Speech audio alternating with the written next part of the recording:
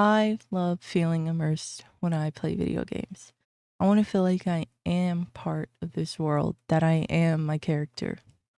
And honestly, you can do this quite simply. So here's some small and simple tweaks I make to make my gameplay more immersive. First, I turn off my UI as often as I can. UI can be quite distracting and it takes up a lot of screen space.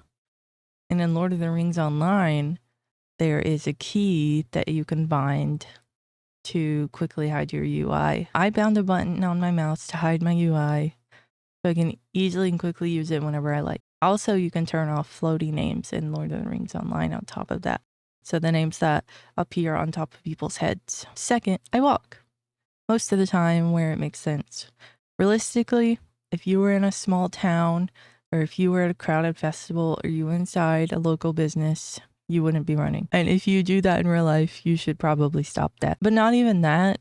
No one has unlimited stamina. So even if you are the type that runs everywhere, you're gonna have to take a break eventually. And then a small thing along with that is I'm aware of my pathing, I guess is the word I want.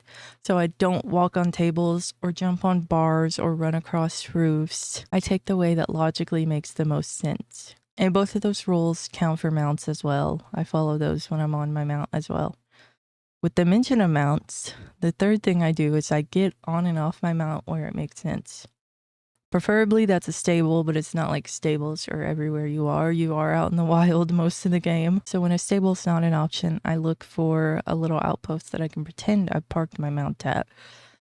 And then if that's not an option, I just get on it on the road.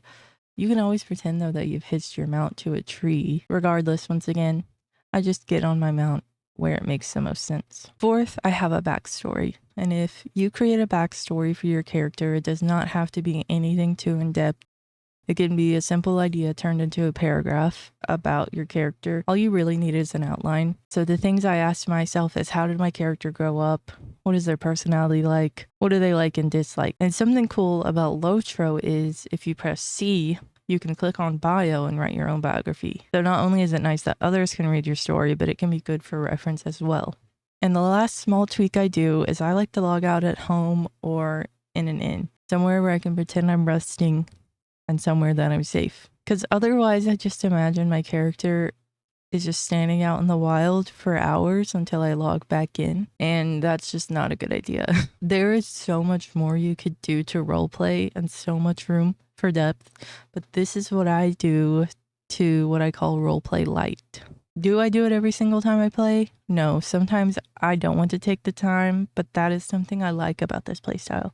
It forces you to slow down, to have patience, truly enjoy the game, and savor the experience. I actually will leave a link to a really good guide for Lotro roleplaying specifically, though it can apply to any other game. What do you do to create immersion when you play Lotro? Or any other game, I guess, for that matter. Thanks for being here, and I hope to see you again.